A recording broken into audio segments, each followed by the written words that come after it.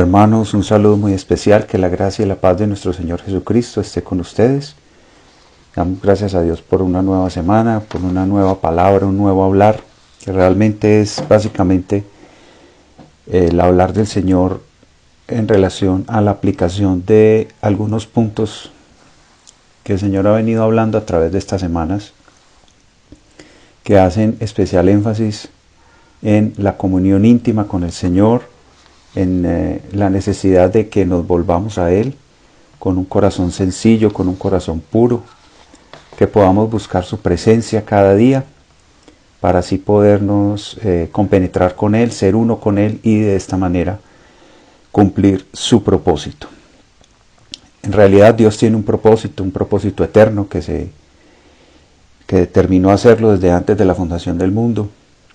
Y a raíz de la caída de Adán y Eva, pues el Señor tuvo que enviar a su Hijo, dar a su Hijo para que por medio de Él nosotros fuéramos redimidos y luego, al morir, Él resucitar y enviar el Espíritu para que pudiera ser parte de nosotros. Ahora tenemos el Espíritu de vida. Entonces podemos ver que Dios ha hecho una gran inversión en nosotros porque ha dado nada más ni nada menos que a su Hijo Jesucristo. Y nos ha dado su Espíritu, o sea, Él lo ha dado todo. Él mismo se ha dado a nosotros mismos para que podamos experimentar su persona. Y allí, en ese Espíritu, podemos encontrar todo lo que necesitamos para poder disfrutar de su presencia y llevar a cabo su propósito, que no es nuestro propósito, que no son nuestras obras, son sus obras. Y la manera práctica para llevar a cabo esto es a través de la comunión, que es la palabra comunión quiere decir común unión, a través de la oración, que es la comunicación con Dios, es usar nuestro espíritu para comunicarnos con Dios, y en esa oración y en esa comunicación hay un elemento clave que es la palabra, es a través de la palabra que es Dios mismo, porque Él es el verbo, desde la eternidad pasada hasta la eternidad futura, Él es el verbo, pueda entonces allí manifestarse, esa palabra que tenemos escrita, esa palabra se pueda volver viva en cada uno de nosotros y pueda llevar a cabo el propósito para el cual esa palabra fue dada, para el cual esa palabra fue enviada a nosotros y fue dispensada, me gusta esa palabra, fue dispensada, fue ministrada hacia nosotros, para que nosotros la pudiéramos usar, para que nosotros pudiéramos vivir por ella.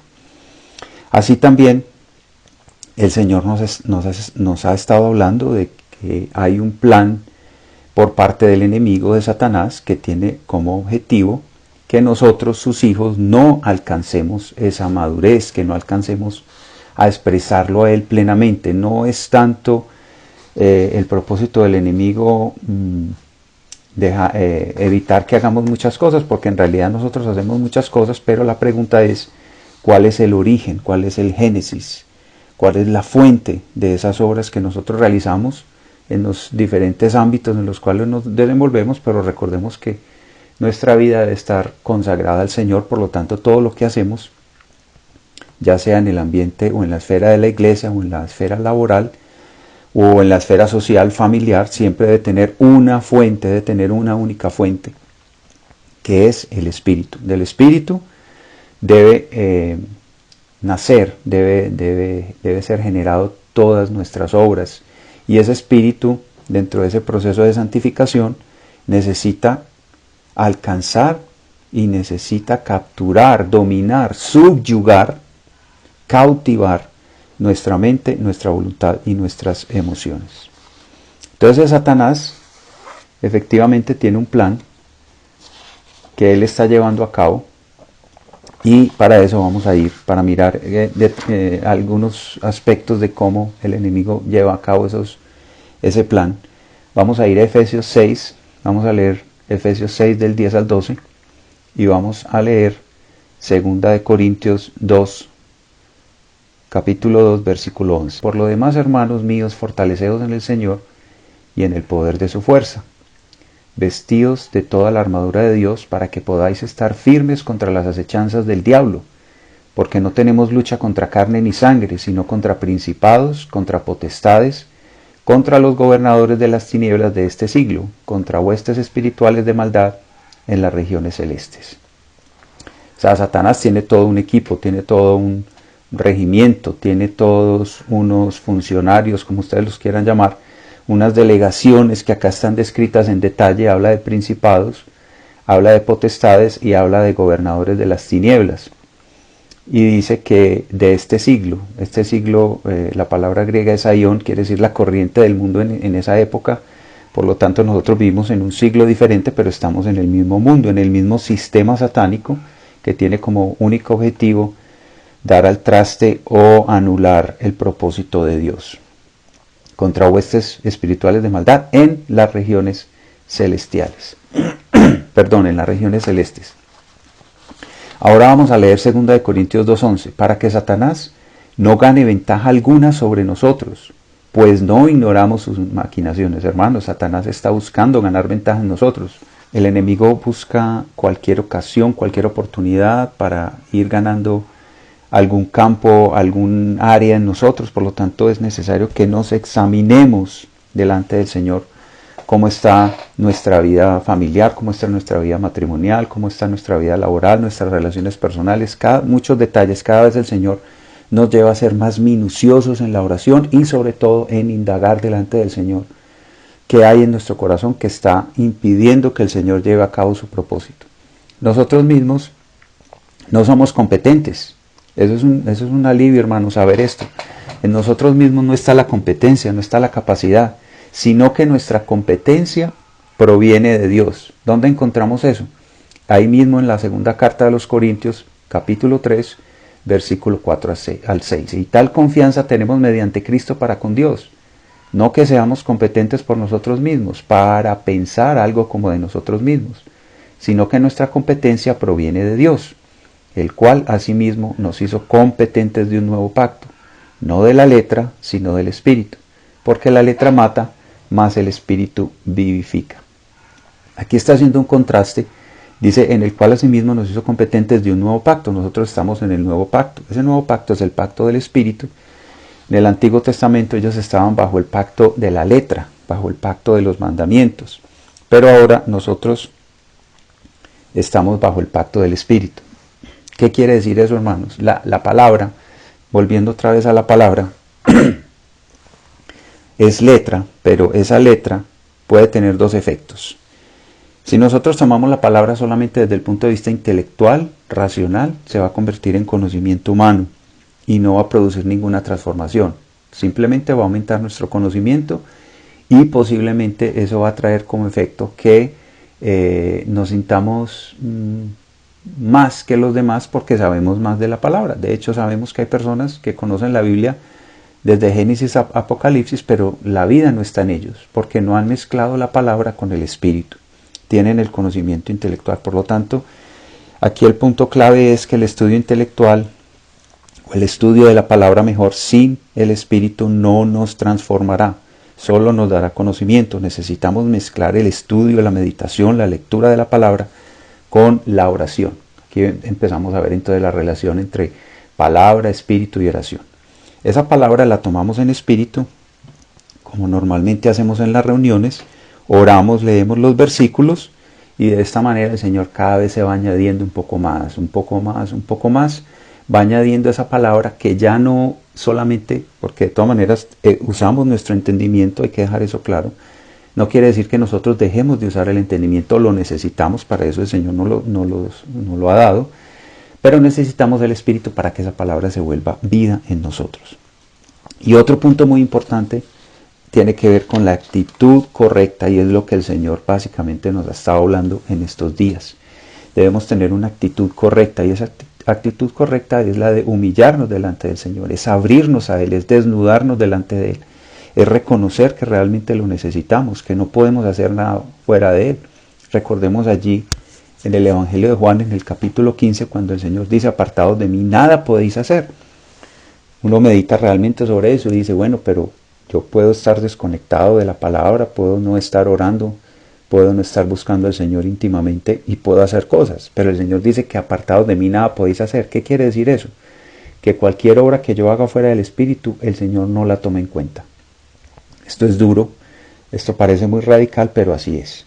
Pero de todas maneras, hermanos, hay una esperanza, y es que el Señor quiere que cada vez nosotros, a través de esa comunión, a través de ese contacto con la palabra, nosotros podamos tener una experiencia con la palabra. Una cosa es conocer algo y otra cosa es tener una experiencia de algo. Yo puedo conocer una ciudad, por decir algo, París, y puedo saber datos de París, y puedo saber dónde queda, y puedo saber cuántos habitantes tiene, y cómo son las costumbres de las personas allá, pero es muy distinto cuando yo viajo a París y tengo la experiencia de estar allá. Son dos cosas muy diferentes. Entonces, haciendo esta analogía, lo que quiero es llevarlos al punto de la necesidad de que la palabra se haga vida, se haga experiencia en nosotros. Y esto va a producir un efecto de aumentar la vida y también de aumentar el deseo por comer y digerir la palabra. Entonces, ¿cuál es la actitud correcta? Es una actitud de sencillez. También el Señor nos lo ha mostrado, ser como una virgen pura que solo tiene ojos para el esposo. Es el de humillarnos, y el Señor nos habla entonces ahora de ser aquellos que somos derrotados, que somos cautivados por el Señor, que somos vencidos por el Señor. Y esto lo podemos ver en 2 Corintios capítulo 2, versículo 14 aquí al 15. Estamos en 2 Corintios capítulo 2, versículos 14 al 15. Recuerden, estamos en la versión Reina Valera. Mas a Dios gracias, el cual nos lleva siempre en triunfo en Cristo Jesús, y por medio de nosotros manifiesta en todo lugar el olor de su conocimiento, porque para Dios somos grato olor de Cristo en los que se salvan y en los que se pierden. Mas a Dios gracias, el cual nos lleva siempre en triunfo en Cristo Jesús, y por medio de nosotros manifiesta en todo lugar el olor de su conocimiento, porque para Dios somos grato olor de Cristo en los que se salvan y en los que se pierden. Aquí el Señor, ustedes lo pueden mirar con más detenimiento, está haciendo a través de Pablo una analogía con lo que pasaba históricamente en esa época con el ejército romano. Cuando derrotaba a un ejército enemigo, lo llevaba y hacían un desfile llevando a los cautivos, a los derrotados, y también preparaban una especie de fragancia que era expelida, y eso era un olor agradable. Y esto era pues un símbolo, como lo utilizan las diferentes culturas, para exhibir su poderío, para exhibir su poder. Realmente, hermanos, la forma de nosotros exhibir el poder es siendo derrotados por el Señor.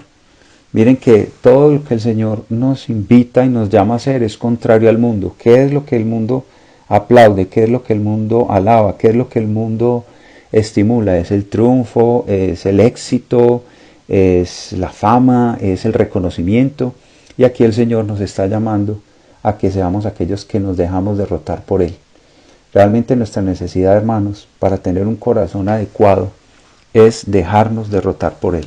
Todavía hay mucha altivez, todavía hay mucho orgullo en nosotros, todavía creemos que somos muy buenos, y que sí, el Señor murió por nosotros, el Señor pagó por mis pecados, pero la verdad, yo no soy tan mala persona. La verdad es que yo soy buen padre, yo soy buen hijo, en el trabajo me comporto bien. Sí, yo cometo pecados, yo tengo mis errores, pero no, yo en general soy bueno. Esto puede que no lo digamos, pero lo pensamos. Por lo menos yo lo he llegado a pensar así. Pero necesitamos en esa comunión con el Señor decirle: Señor, muéstrame realmente mi condición. Señor, muéstrame realmente lo corrupto que es mi corazón, muéstrame realmente lo bajo, lo caída que es mi naturaleza. Para que el Señor, a partir de ahí, y solamente a partir de ahí, el Señor pueda empezar a trabajar. Porque si el corazón no tiene humildad, si el corazón no se humilla, si el corazón no es derrotado, porque es allí donde el corazón tiene que el Señor tiene que derrotarnos, es en nuestro corazón. ¿O acaso no es en nuestra mente, nuestra voluntad y emociones que exhibimos nuestro orgullo, exhibimos nuestra supuesta capacidad, nuestra preparación? Entonces acudimos a cosas, a familia. Todavía hay gente que se apega que al apellido, se apega a un puesto, se apega que yo gano tanto, que yo estudié tanto, que tengo un doctorado, que tengo una maestría, en fin. Entonces, el Señor realmente, hermanos, lo que quiere es que nosotros expelamos o podamos dejar que ese olor sea un olor fragante, no solamente para el Señor, sino también para las personas que están a nuestro alrededor, porque ellas también son aquellas que pueden percibir algo diferente en nosotros. Un derrotado es aquel que se somete a quien lo ha vencido. Eso es fácil, eso es sencillo. Nos tenemos que dejar derrotar del Señor. Sencillo entenderlo, o más complicado es hacerlo, pero el Señor nos está invitando a eso. El Señor quiere vencer en nuestra vida mientras el viejo hombre quiere prevalecer. Este viejo hombre, también nos decía el hermano, creo que el hermano Pedro Don o Rama nos decía en este último fin de semana que la carne es un aliado del enemigo. Miren qué tan tremendo. El enemigo tiene sus principados y sus potestades, pero el mejor aliado que tiene el enemigo es la carne, porque él logró inyectarse en la carne a través del pecado. Y eso fue lo que logró el enemigo con Adán y Eva. Logró que desobedecieran a Dios, que no dependieran de Dios y que dependieran en ellos mismos. Ese es el objetivo de Satanás, que nosotros no dependamos de Dios, más bien que nosotros dependamos del enemigo. Entonces Dios tiene un propósito con nosotros. Dios quiere llevar a cabo una obra con nosotros y para eso entonces vamos a ir a Ezequiel capítulo 36, versículo 26 al 27. Ezequiel capítulo 36, versículos 26 y 27. Dice: os daré corazón nuevo. Miren, os daré corazón nuevo. Necesitamos un corazón nuevo, hermanos. Y pondré espíritu nuevo dentro de vosotros. Ya el Señor puso un espíritu, su Espíritu Santo, el Espíritu todo inclusivo. Y quitaré de vuestra carne el corazón de piedra. ¿A qué se refiere este corazón de piedra? En relación a Dios. Porque nuestro corazón no es de piedra en relación al mundo. Si el corazón de nosotros fuera de piedra en relación al mundo, no tendríamos problema. Pero el corazón para el mundo es blandito, es muy fácil de cautivar. Pero el corazón para el Señor es duro, porque precisamente el enemigo y la carne están confabulados, por decirlo así, para que nosotros no tengamos un corazón para Dios. Y dice: y os daré un corazón de carne. Repito, este es Ezequiel 36, versículo 26 al 27. Dice: os daré corazón nuevo, y pondré espíritu nuevo dentro de vosotros, y quitaré de vuestra carne el corazón de piedra, y os daré un corazón nuevo. O sea que el Señor tiene un propósito y lo va a llevar a cabo. Luego en Éxodo vamos a ver entonces a Moisés, el ejemplo de Moisés. Aquí nos estamos trasladando al antiguo pacto. Nosotros estamos en el nuevo pacto, que es el pacto del Espíritu. Ya también el Señor ha hablado mucho del vivir en el Espíritu, de andar en el Espíritu. Y tal vez una de las porciones de la palabra que más habla de esto es Romanos capítulo 8. Habla de la necesidad de que estemos en el Espíritu y que el vivir en el Espíritu y el vivir en la carne se contraponen. Entonces necesitamos, hermanos, y lo pueden hacer ustedes, entrar ahí detalladamente en ese capítulo 8 de Romanos para mirar qué es lo que es la vida en el Espíritu. Entonces, volviendo otra vez al Antiguo Testamento, estamos acá en el libro de Éxodo, estamos en el capítulo 34, vamos a leer del versículo 1 al versículo 4, y dice así: y Jehová dijo a Moisés: alízate 2 tablas de piedra como las primeras. Esta es la segunda vez que el Señor llama a Moisés para entregarle las tablas. Recuerden que la primera vez el Señor había dado las tablas al pueblo de Israel, pero el pueblo de Israel se había rebelado. Y Jehová dijo a Moisés: alízate 2 tablas de piedra como las primeras, y escribiré sobre estas tablas las palabras que estaban en las tablas primeras que quebraste. Prepárate pues para mañana, y sube de mañana al monte de Sinaí, y preséntate ante mí sobre la cumbre del monte. Y no suba hombre contigo, ni parezca alguno en todo el monte. Ni ovejas ni bueyes pascan delante del monte. Versículo 4. Y Moisés alisó 2 tablas de piedra como las primeras, y se levantó de mañana, y subió al monte Sinaí como le mandó Jehová, y llevó en su mano las 2 tablas de piedra. A pesar de que este era el ministerio del viejo pacto, que era por decir algo un ministerio exterior, contrario al ministerio del Espíritu, que es un ministerio interior, porque el Señor ahora está trabajando desde adentro de nosotros, desde el Espíritu. En el Antiguo Testamento no había ese espíritu consumado, no había ese espíritu procesado que nosotros tenemos ahora, porque no había venido todavía el Señor. El Señor no se había encarnado, no había tenido un vivir en la tierra. Era realmente unas ordenanzas que Dios le había dado al pueblo de Israel, bajo las cuales ellos debían avanzar. Sin embargo, en estos 4 versículos vemos que el Señor llamó a Moisés a tener una comunión íntima. O sea, la entrega de las tablas no fue de cualquier manera. Moisés tuvo que ir delante del Señor y permanecer allí en comunión con Él. Y aquí vemos también un aspecto muy importante. Era el corazón de Moisés. A través del libro de Éxodo podemos ver que el corazón de Moisés estaba con el Señor. Cada vez que el pueblo de Israel se rebelaba, entraba Moisés a interceder: Señor, ten misericordia, este es tu pueblo. Cuando el Señor decía, los voy a destruir, Moisés le decía, pero Señor, ¿dónde va a quedar tu testimonio? Todo lo que hiciste sacándonos de Egipto. Miren qué corazón tan tremendo. Este es un ejemplo muy claro de un hombre que tenía un corazón para Dios.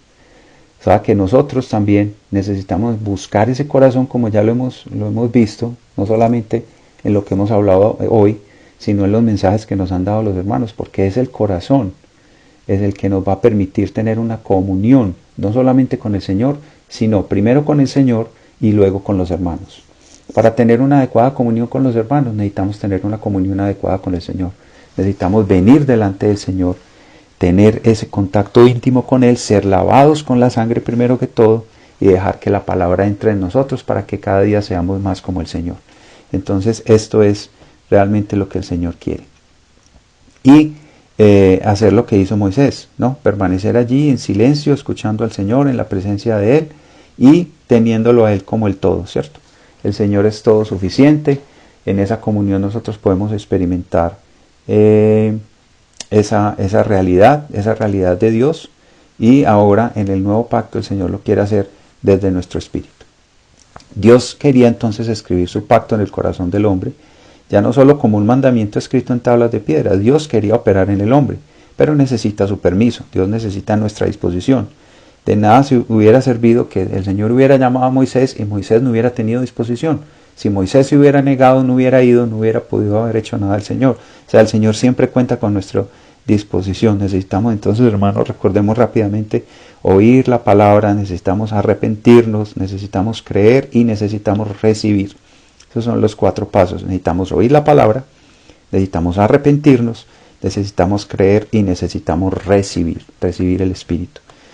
Ahí Dios puede entrar en el hombre y escribir su plan, su propósito. Es uno solo, pero como vamos a ver en el siguiente mensaje, en el mensaje del domingo, el Señor quiere escribir este mensaje en nuestros corazones, y por eso Pablo dice que ese mensaje es como una carta abierta.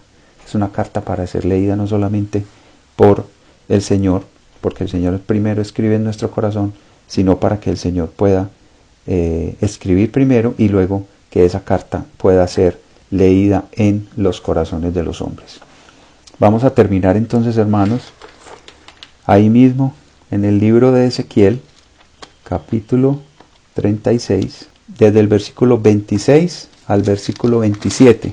Dice: os daré corazón nuevo y pondré espíritu nuevo dentro de vosotros, y quitaré de vuestra carne el corazón de piedra, y os daré un corazón de carne, y pondré dentro de vosotros mi espíritu, y haré que andéis en mis estatutos y guardéis mis preceptos. Este no lo habíamos leído, que es el 27, y los pongáis por obra. Repito, esto se consumó cuando el Señor le dijo a los discípulos: yo me voy, pero no los dejaré solos, enviaré mi espíritu. Y así efectivamente lo hizo en el Pentecostés. El Señor entró en los apóstoles y ahora está en nosotros. Y pondré dentro de vosotros mi espíritu, y haré que andéis en mis estatutos y guardéis mis preceptos y los pongáis por obra. Hay que andar en los estatutos primero, hay que guardar sus preceptos tercero, y luego de guardar y luego de andar en los preceptos los necesitamos poner por obra. Quería terminar con este versículo porque el mensaje que el Señor ha venido trayendo en estos días es un mensaje muy práctico, es un mensaje muy aplicable. No es tanto algo como una teoría, sino que es algo que el Señor quiere que nosotros practiquemos a través de la palabra, a través del Espíritu y a través de la oración. Y en la oración un aspecto clave es la oración de comunión con el Señor, la oración de intimidad con el Señor. Y esto lo podemos hacer, hermanos, en un tiempo y en un espacio adecuado. Debemos tener un espacio en nuestra casa y debemos tener un tiempo para buscar esa comunión con el Señor. La oración la podemos hacer en el día. De hecho, Pablo dice que orar sin cesar. Nosotros debemos estar orando. Orando en el trabajo, orando cuando estamos preparando algo de comer. Podemos orar, pero esa comunión con el Señor necesita de un tiempo y un espacio adecuado para que el Señor realmente pueda revelarnos su propósito y primero que todo pueda revelarnos y pueda indagar en nuestro corazón. Y que el Señor lo podamos escuchar para que esta palabra se haga viva en nosotros. Entonces finalmente yo quiero hacer esta oración. Señor, te doy gracias por este tiempo, te doy gracias por este día. Señor, gracias porque tienes un hablar práctico, Señor, gracias porque nos has dado una esperanza, porque te has propuesto un plan, Señor, y lo vas a llevar a cabo. Nos has llamado, nos has escogido, Señor, estamos llenos de debilidades, estamos llenos, Señor, de iniquidades, Señor, pero tú has avanzado. Tenemos que reconocer, Señor, y te damos gracias, que no somos los mismos que éramos antes. Sin embargo, también reconocemos que necesitamos más de ti, que necesitamos menguar y que necesitamos que tú crezcas en nosotros, Señor. Toma nuestra mente, toma nuestra voluntad, toma nuestras emociones, Señor. Oh, Señor Jesús, ese es el corazón, lo que tú quieres conquistar, Señor. Tú no quieres nada de nosotros. Tú no quieres sacrificios, Señor. Tú no quieres palabras vanas, Señor. Tú no quieres conocimiento, Señor. Tu único objetivo, Señor, es ganar nuestro corazón. Oh, Señor Jesús. Una bendición muy grande para todos. El Señor esté con ustedes. Amén.